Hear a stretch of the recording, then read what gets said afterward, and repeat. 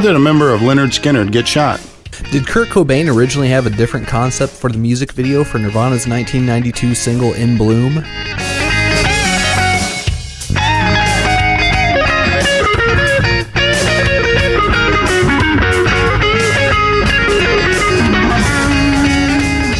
Hey everybody, this is Big Randy with the Smarts Project. For years, I have provided security and transportation for some of the biggest names in the music industry.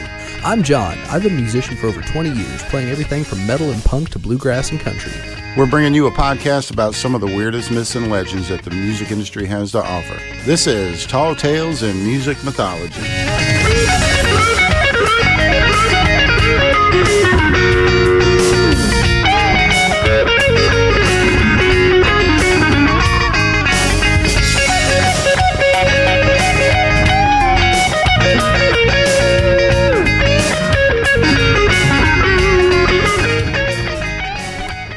Hey everybody, welcome to Tall Tales of Music Mythology. This is Big Brandy from the Smarts Project. Thanks for stopping by and hanging out with us. We sure do appreciate it.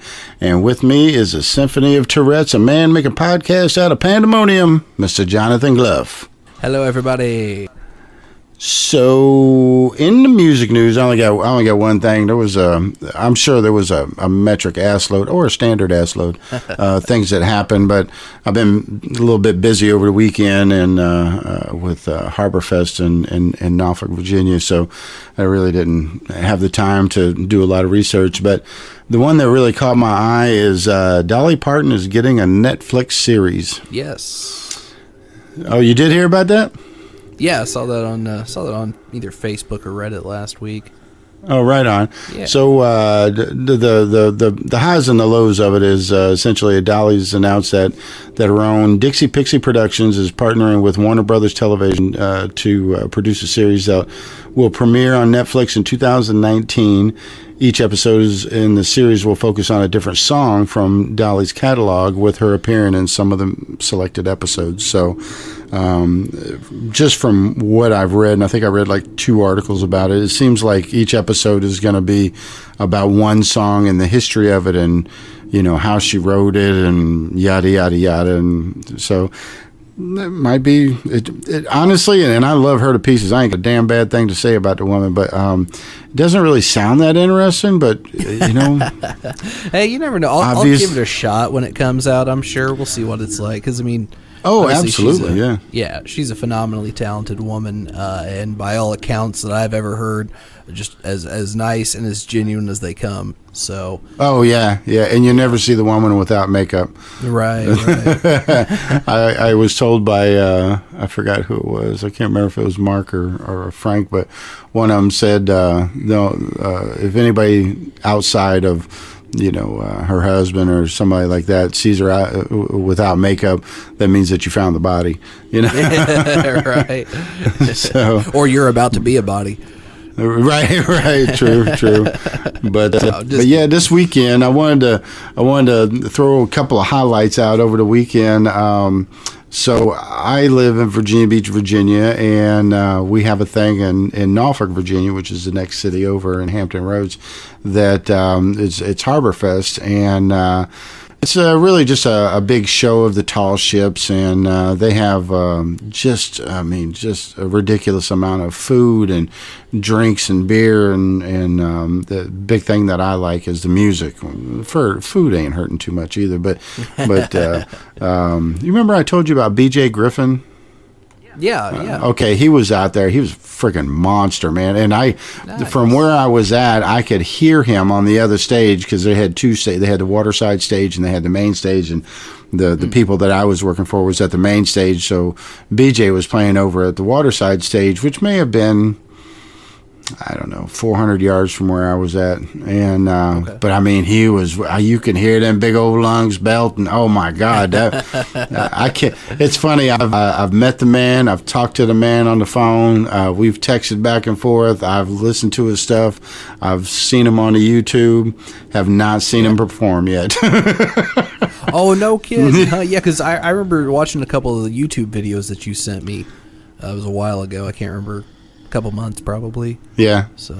Yeah. He's a monster, man. He's a ridiculous, and plays every day of the week. It's not like he plays in his basement or in his living room. He plays a gig every night of the week.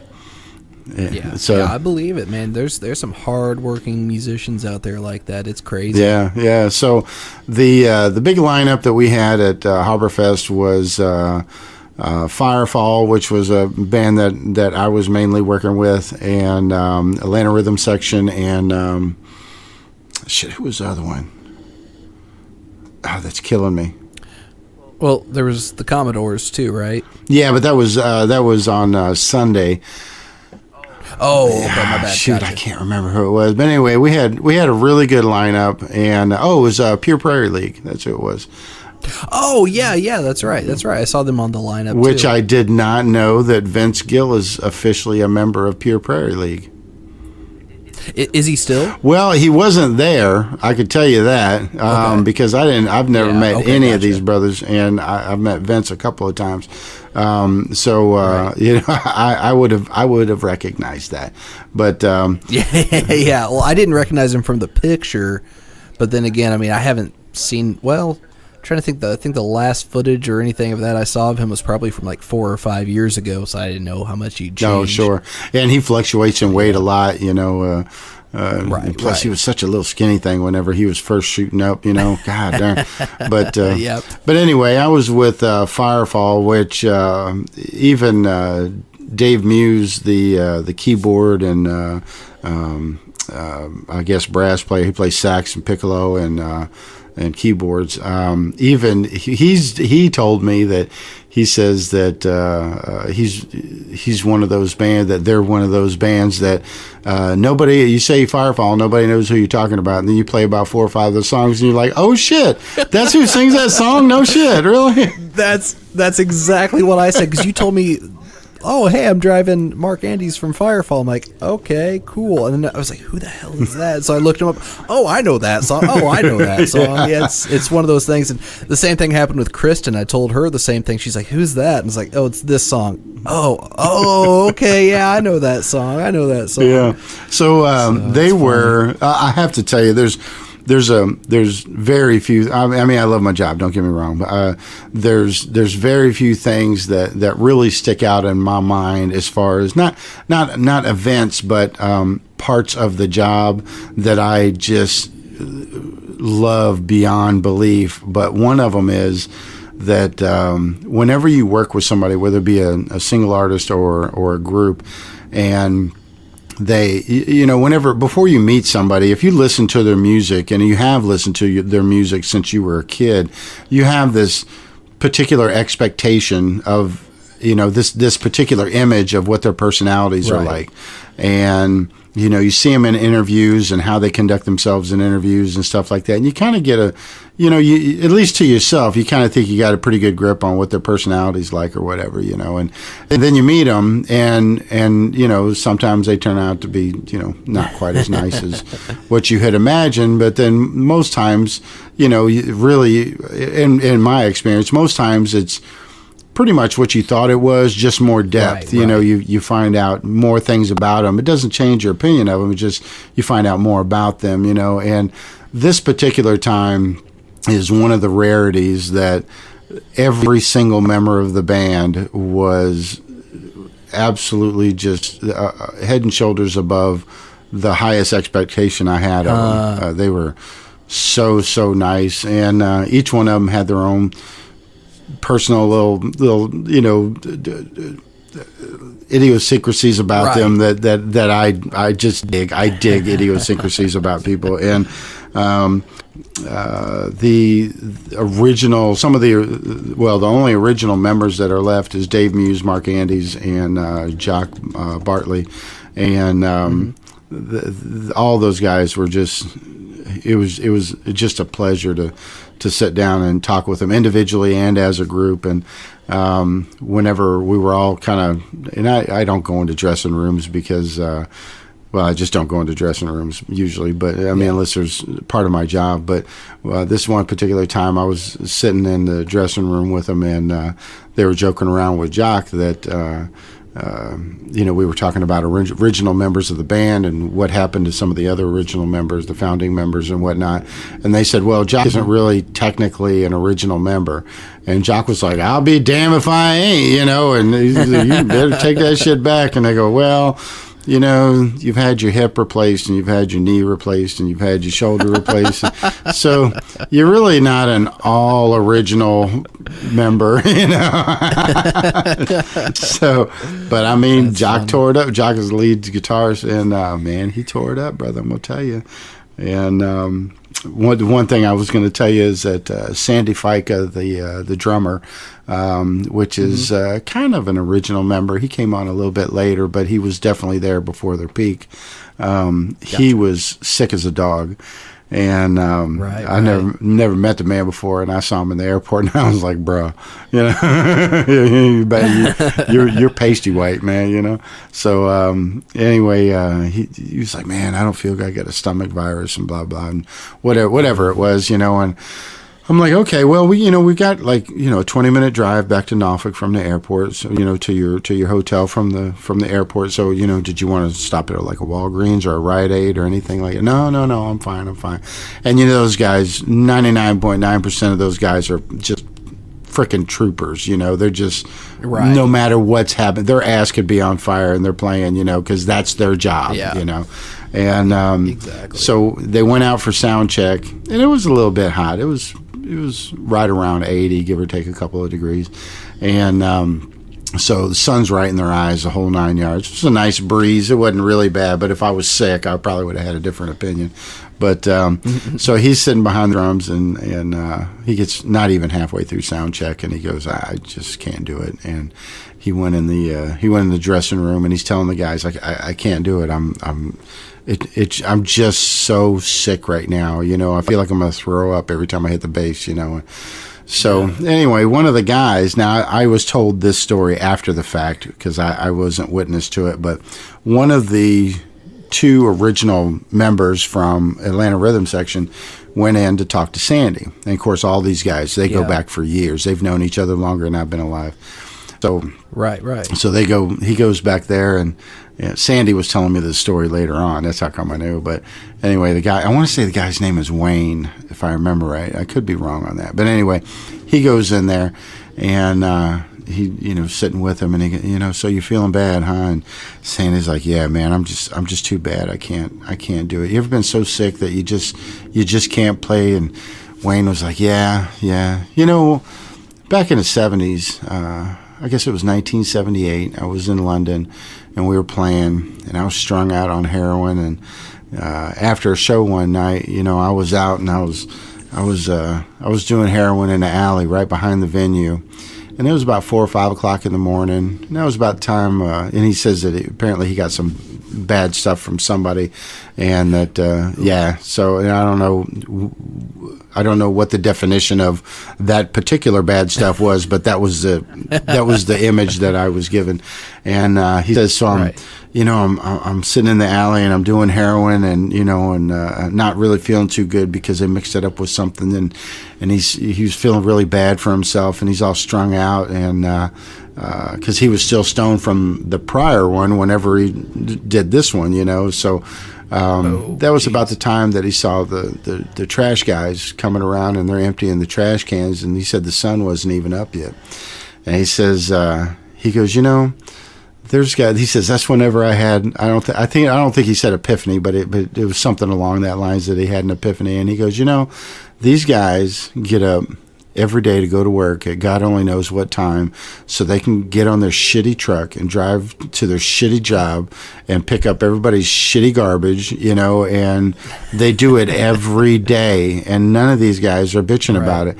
And there's guys out there that build buildings and drive trucks and are carpenters and are plumbers and blah, and they get up every day and they do this and that and blah blah blah, and they feed their family, and here I am bitching because I'm strung out in an alleyway after playing for 21,000 people in a venue. Poor pity me, And so after that, Sandy was like, well, guess I'm playing tonight, you know.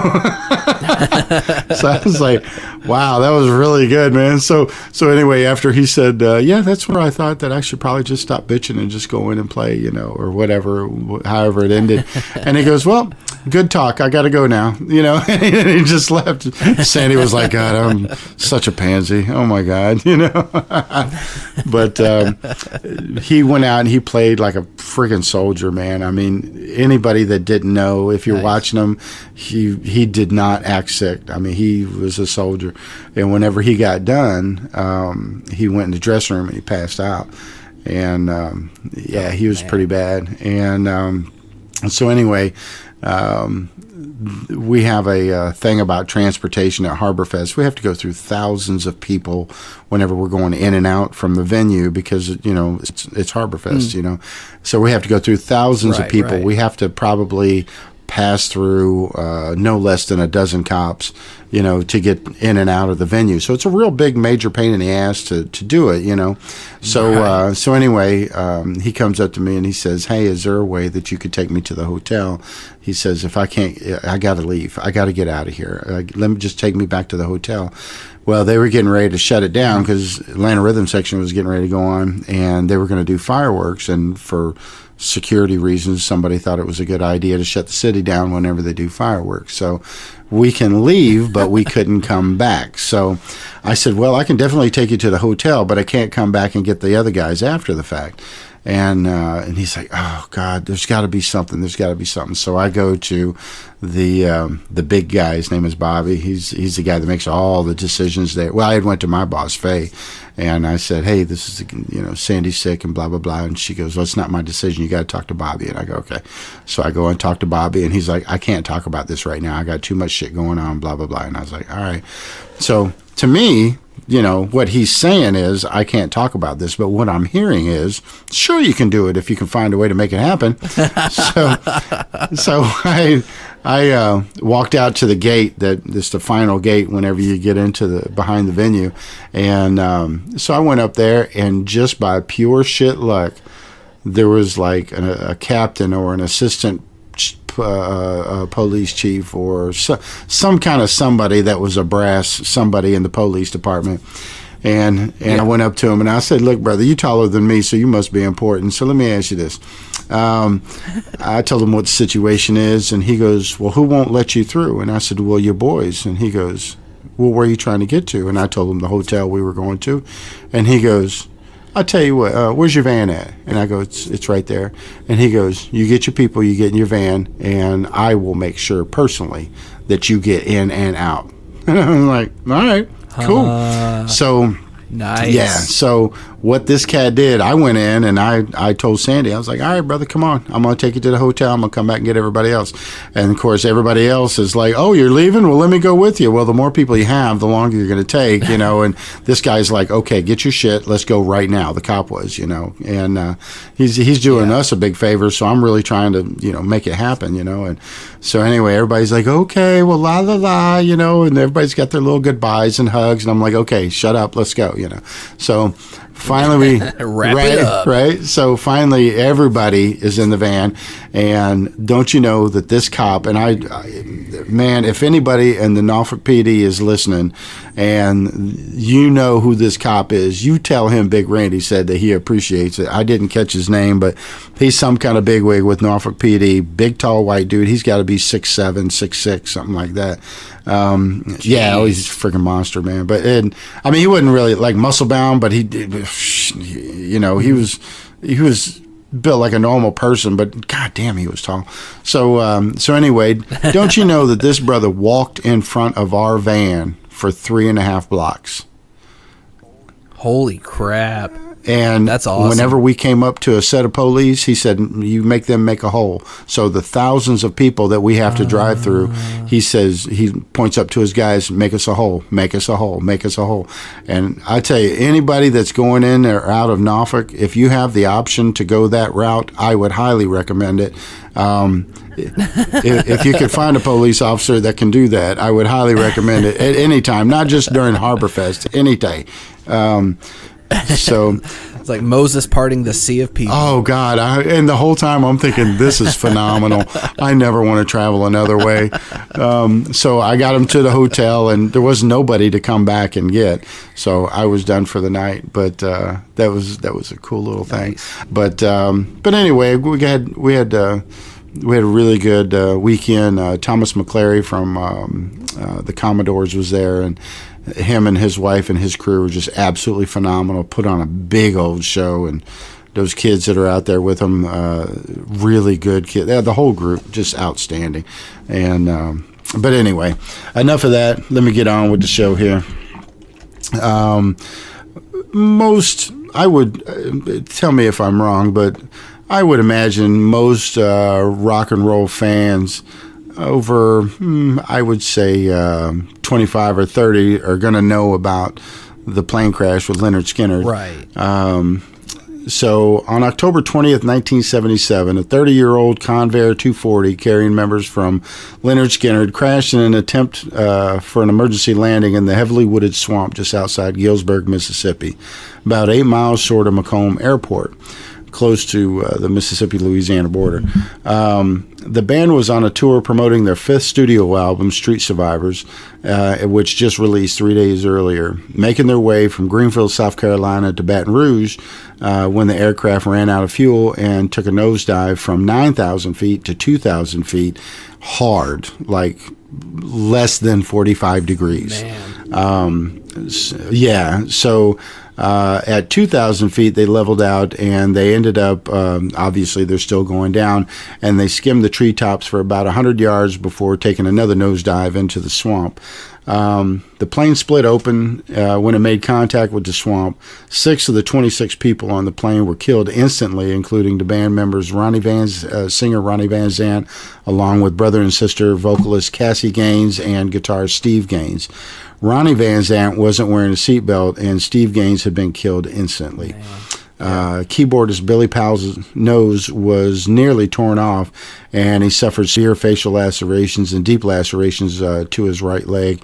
And if you've ever seen them in concert, or you've seen them in interviews, or anything like that where you see his face close up, he carried those scars for the rest of his life. He never did get no plastic surgery on it or anything. And he was a big boy. He had a lot of skin, too. So Cassie Gaines, and this is really gruesome, and I cleaned it up as much as I could, but Cassie Gaines had survived the crash but had died shortly after a deep gash in her neck that went from ear to ear, and she pretty much just bled out. Oddly enough, Cassie had often told people about her fear of flying, saying she'd much rather ride in a cramped equipment truck, but Ronnie Van Zant had talked her into climbing on the plane that particular day.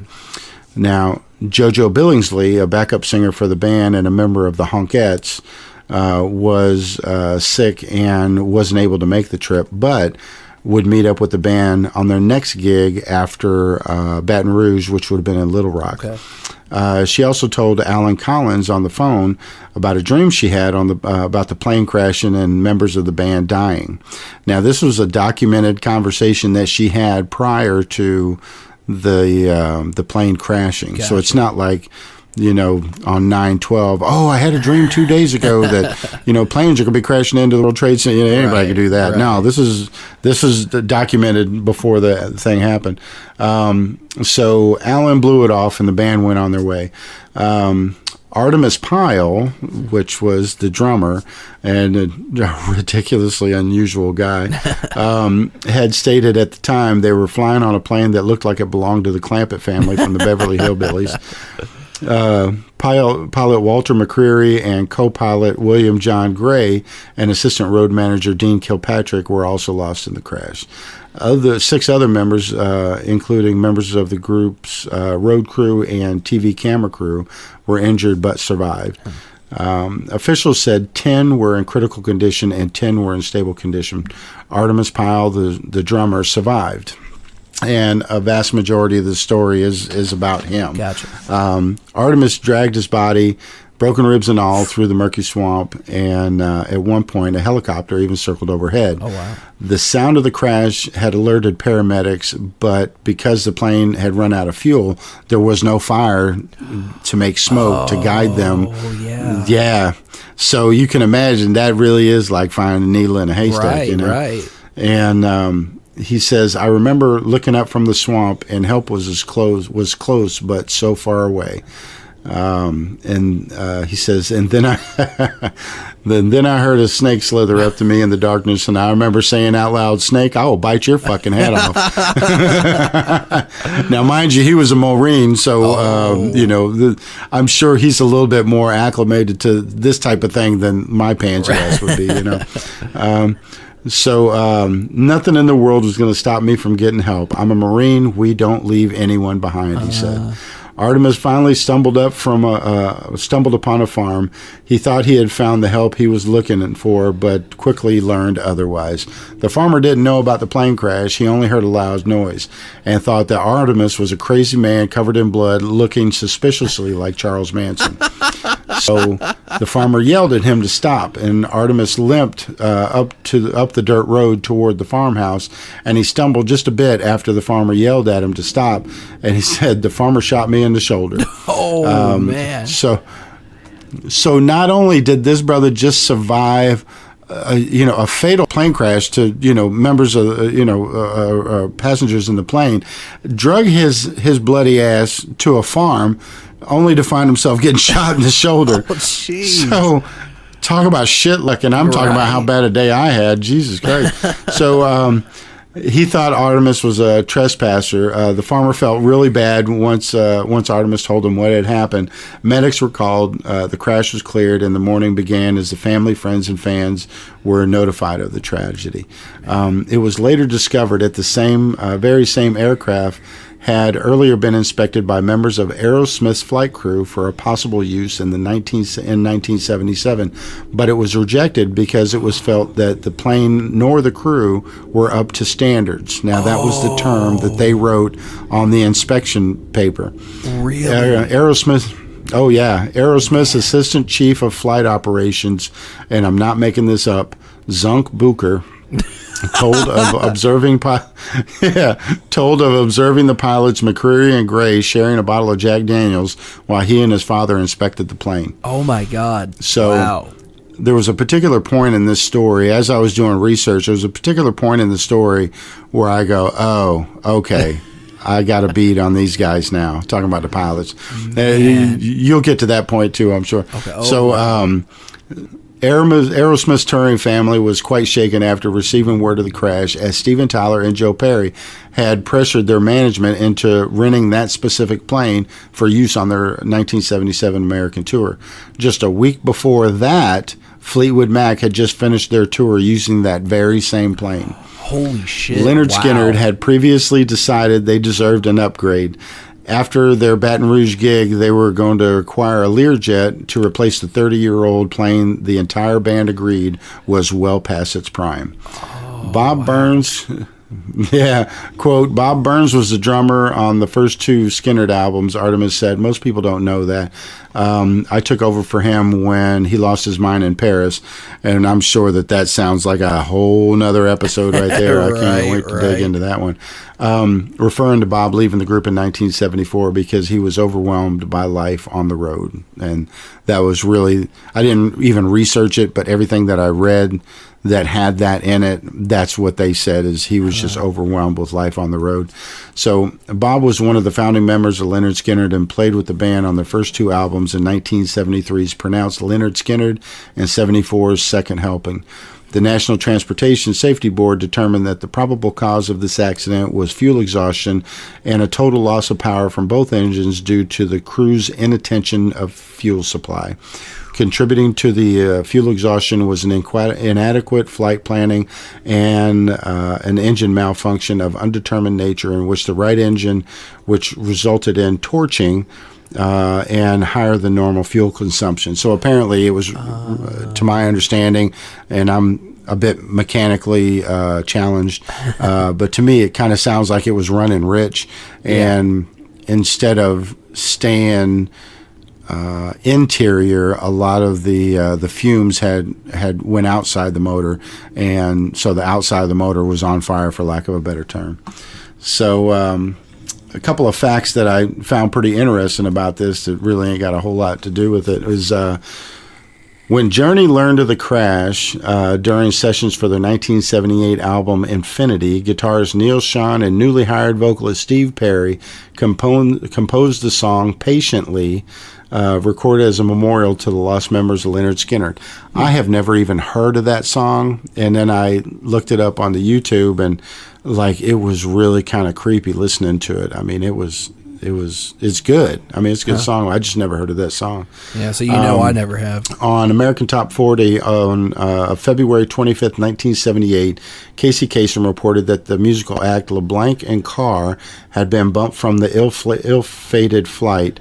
The bands were touring together. Last-minute changes prevented the duo from boarding the plane after initially being offered seats. So there would have been another band on there had they not been bumped for having more of Lynyrd Skynyrd's crew on there. Man. Keyboardist Billy Powell, among others, spoke of seeing flames shoot out of the plane's right engine during the flight just a few days before the crash. The subsequent NTSB report listed, quote, an engine malfunction of undetermined nature, unquote, in that the same engine as a contributing factor in the crash. So essentially the NTSB report backed up what Billy was saying. Gotcha. Sweet Home Alabama, and for those of you, many of you that know this, you'll have to excuse me, but young folks need to know this. Sweet Home Alabama, probably most well-known Lynyrd Skynyrd song, was written as a response to two Neil Young songs, Southern Man and Alabama. In Southern Man, Neil Young talks about racism in the American South with the line, Southern Man, when will you pay them back? Mm-hmm. In Sweet Home Alabama, right after Ronnie sings, well, I heard Mr. Young sing about her, you can faintly hear the words in the back, Southern Man, being sung in the background. This was producer Al Cooper imitating Young. I didn't know. Did you hear about that? Well, no, because I know the next one of the next lines is a Southern man don't need him around anyhow. But I didn't know that you can actually hear somebody singing Southern Man. Huh, I never knew that. But I shoot, man, I've loved Skynyrd as far back as I can remember, and I never knew this. But I mean, I knew the part about Neil Young, but I didn't know about him saying Southern Man in the back. No. Despite what one might believe, there was no animosity between Neil Young and Skynyrd. And in fact, Ronnie would wear Neil Young T-shirts on stage, and Neil said of Sweet Home Alabama, quote, I'm proud to have my name in a song like theirs, unquote. Well, and they made up eventually, and I think they were talking about touring together before the plane crash.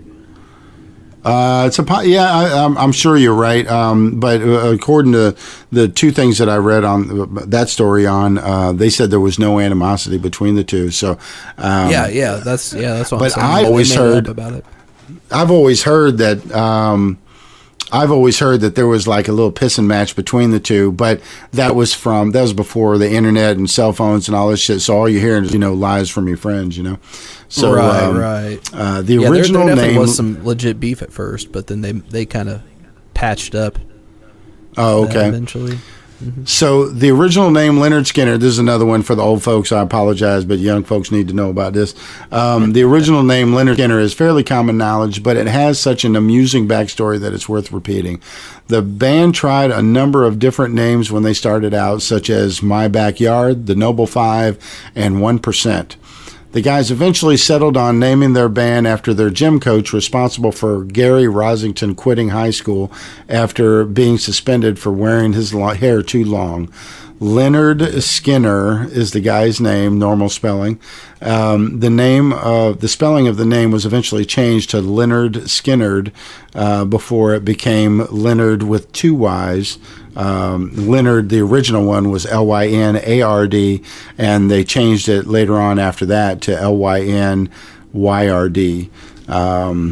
later on. So really what they wanted to do was just put a total separation between the two, even though it sounds the same, but it is what it is. In Lee Ballinger's book, Lynyrd Skynyrd, an oral history, movie director and former Rolling Stone rock writer Cameron Crowe talks about how Neil Young once offered up 3 songs for Lynyrd Skynyrd to record. Neil Young gave a tape to Joel Bernstein to give me, which I gave to Ronnie, that had 3 songs in it. This is according to Cameron Crowe. Captain Kennedy, Sedan Delivery, and Powderfinger before they came out. And he wanted to give the Lynyrd Skynyrd if they wanted to do one of these, do one of the songs on their next album. They didn't fit on Street Survivors, so the songs eventually ended up on Neil Young's albums Rust Never Sleeps and Hawks and Doves, which apparently was 3 of his biggest hits. Lynyrd Skynyrd's... Yeah, Rust Never Sleeps is a classic album. That album's amazing from start to finish. Yeah, I'll agree with you on that. I'm not a big fan of him. I don't dislike him, but I'm not a big fan of Neil Young, but it's one of those things like you hear it and you go, oh, this guy's ridiculously talented. It's just not my gig. But Lynyrd Skynyrd's second top 40 hit, Freebird, was written around the opening piano riff that Ronnie Van Zant had heard future Skynyrd keyboardist Billy Powell play at a high school prom. The lyrics were written around something that guitarist Alan Collins' then girlfriend and future wife Kathy had said, which made an impact on the musician. Quote, "If I leave here tomorrow, would you still remember me?" Although the song was written before his death, Ronnie came to dedicate Freebird to his hero Duane Allman after he passed away in 1971. So the last one I got, and I'm sorry there's so many of them, but these are just really good. The newest member of Lynyrd Skynyrd is bassist Johnny Colt. Fans of Southern rock will recognize him since he was the original bass player for the Black Crowes. Colt played bass on the band's first 4 albums. Yeah. I did not know that. Yeah, and I got to tell you, man, I'm a Southern rock fool. I love me some Southern rock, and most of this shit I didn't even know, you know? Yeah. I knew a little bit about the plane crash, but definitely not in the detail you went into there. That was pretty interesting. Yeah, there was a lot of stuff that I found out on it, too. So, well, anyway, that's my story, and I'm sticking to it. We'll be right back, and Big John's going to lay it down. All right. Hey, friends, this is Mary from the Mary Movement Podcast. We tell true stories that will inspire, encourage, and warm your heart. So join the movement at theMaryMovement.com. All right, we're back. So this Seattle-based band I'm talking about today is one who likely needs no introduction. I mean, they're old enough that older listeners probably heard them on the radio, and new enough that younger listeners are probably familiar too. The fact that they were and still remain immensely popular probably doesn't hurt with their name recognition. That remaining in the spotlight is due to a combination of numerous things. Most famously, their leader, Kurt Cobain, committed suicide at the height of their popularity. Their drummer, Dave Grohl, would go on to form another one of the most enduringly successful rock bands of this and likely any generation with Foo Fighters. And the fact that the band was highly instrumental alongside groups such as Mudhoney, Alice in Chains, and Soundgarden, that's not Savage Garden, Randy, as well as countless others, in the formation of grunge, kind of a knee-jerk response by the underground music scene against the big hair, over-the-top egos, and bombacity in general of hair metal. So in addition to helping launch the genre that would dominate alternative rock airwaves for the better part of the 90s, before that dark time when nu metal took over. They also helped the then nascent record label Sub Pop achieve incredible levels of success, especially by an indie label. Sub Pop is still technically an independent label to this day, but due to the lucrative amount of money that they got from Geffen Records buying out the band's contract, as well as the royalties they continue to receive from Geffen for Nirvana's first album, Bleach, which was the only full-length recorded by the band for Sub Pop, they're definitely one of the biggest indie labels out there. And that's not even taking into consideration the fact that 2 of the other bands I mentioned earlier, Mudhoney and Soundgarden, were also Sub Pop artists who eventually made the jump to a major label. Sub Pop still continues to put out albums by successful indie artists today, such as The Shins, Father John Misty and his former band Fleet Foxes, who are still active, and a personal favorite band of mine, Mets. Furthermore, they sold a 49% stake in the company to Warner Brothers in 95, so that helps a little bit too.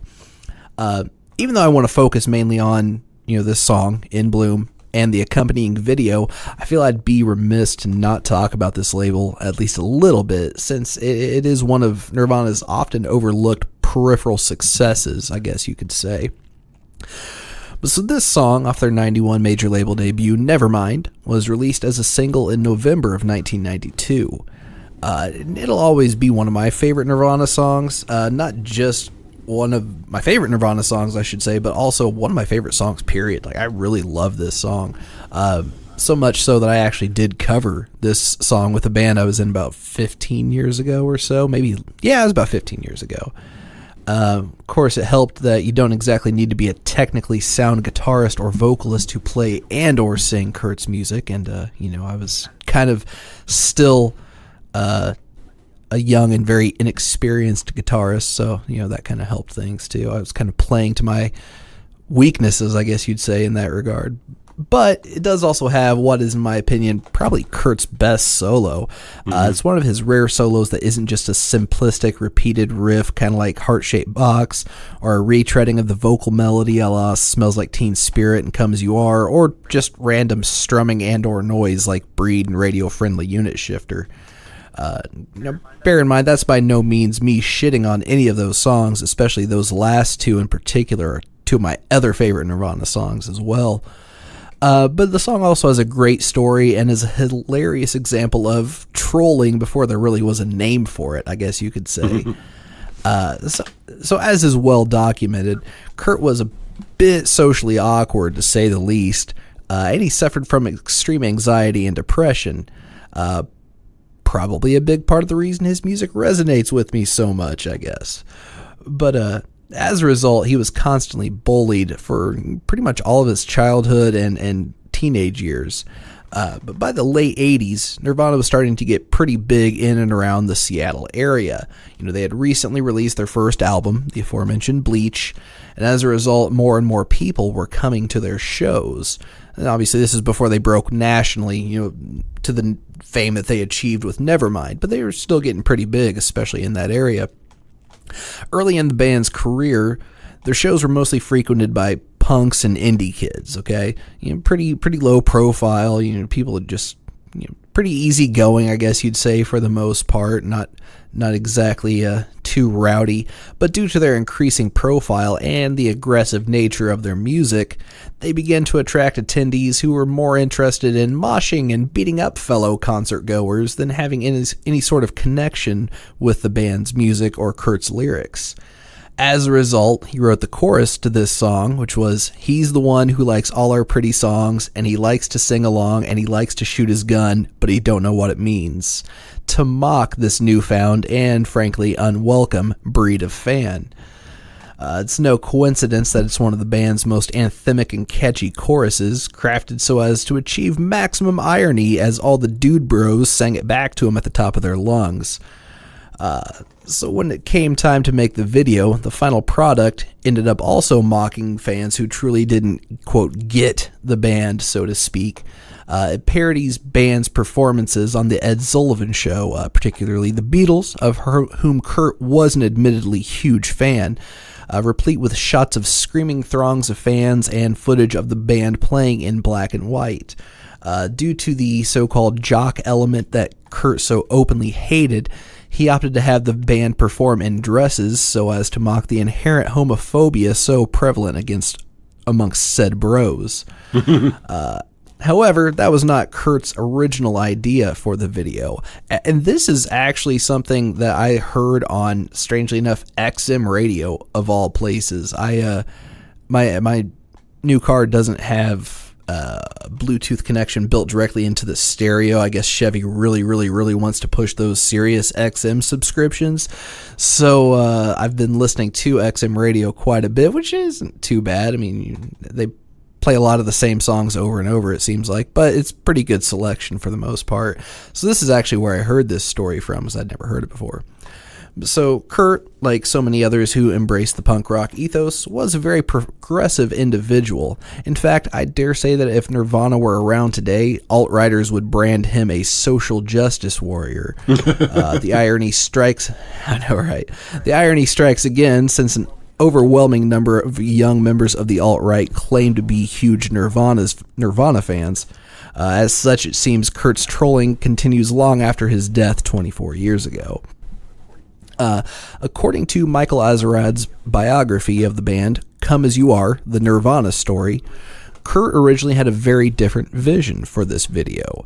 He wanted to depict a young girl raised by members of the KKK, only to realize how evil her parents are by the end of the video. And I mean, like, can you imagine the outcry against this if it were made today? People freaked out about a video game, Far Cry 5, depicting a militia-esque doomsday prepper cult. So the backlash against this would be enormous, especially, you know, by this point, the album had been out for the better part of the year. And so this was the, I think, 4th single released from the album, if I'm not mistaken, because they'd done Smells Like Teen Spirit first, and then Come As You Are, and then Lithium, and then In Bloom here. So, yeah, people would have been... Fox News would be having a heyday with this video if it came out today, I do believe. Sure. But for some reason, they thought that this idea was too ambitious. I have no idea why either, because as I mentioned, it was released... Actually, I take that back. It was released well over a year, because Nevermind came out in 91. This came out in November of 92. So definitely, you know, the album had already sold millions and millions of copies, and the band was selling out huge concerts across the country. I don't know if they were doing international tours yet or not, but they weren't too far off of the horizon if they hadn't been. So clearly, like, budget wouldn't have been an issue here. The only thing I can figure is that the label wanted the video out by a certain date, and Kurt and the director, Kevin Kerslake, who also directed the videos for Come As You Are and Lithium, realized they wouldn't have enough time to film it. And that's, again, just speculation, and I even bought this book. That's how dedicated I am to our wonderful listeners out there. I bought this book just so I could try to read more about it. And seriously, it's like a paragraph in the book, and that's it. There's no other information. But speaking of the previous single, Lithium, this wasn't the only video that Kurt had a wildly different initial concept for, and even with the same director. The video for this track was originally supposed to be an animated film about a young girl named Prego, who lived in a house in the forest. One day she found a group of eggs in her closet. She took 3 of them, put them in 3 separate wagons, tied them together in a little makeshift wagon train, and began pulling them through the woods towards a king's castle. Along the way, 2 of the eggs break, but she manages to bring the last one to the king, who is asleep on his throne with a book open in his lap. So she's trying carefully not to wake him. She gently places the egg on the king's open book and unfortunately startles him. He wakes up, the book falls between his legs and closes, smashing the last remaining egg. Unlike the aborted In Bloom video, however, we do have a concrete reason as to why this video never happened, because Kurt and Kevin found out that the animation would take 4 months to produce. Hence the final product being just a montage of live footage of the band. So yeah, like I said, I bought that book trying to research this, and the same thing with the Lithium video. There's like literally like a paragraph in the book about that, because I bought the Kindle edition of it so I could, you know, quickly Control F search through this bitch and get to the relevant parts. And both of them, there's like a paragraph. Like, I could have read about this online. I'll be damned. But you know, I'll probably end up reading the book anyway, so I guess it's not a total waste in that regard, because like I said, I do love Nirvana, and yeah, it was definitely an interesting little tidbit to come across, and I really would have loved to have seen that original vision be fleshed out eventually. You know, it's something nowadays with concert DVDs as popular as they are, which obviously they wouldn't have been. Well, DVDs didn't really exist at all back then, and VHS concert tapes I don't think were ever quite that popular. And something they could have thrown in as like an extra feature on a video at some point. I would have liked to have seen that, and I definitely would have liked to have seen that lithium video too. That could have been interesting as well. Well, but, yeah, that was actually really good. That was really good.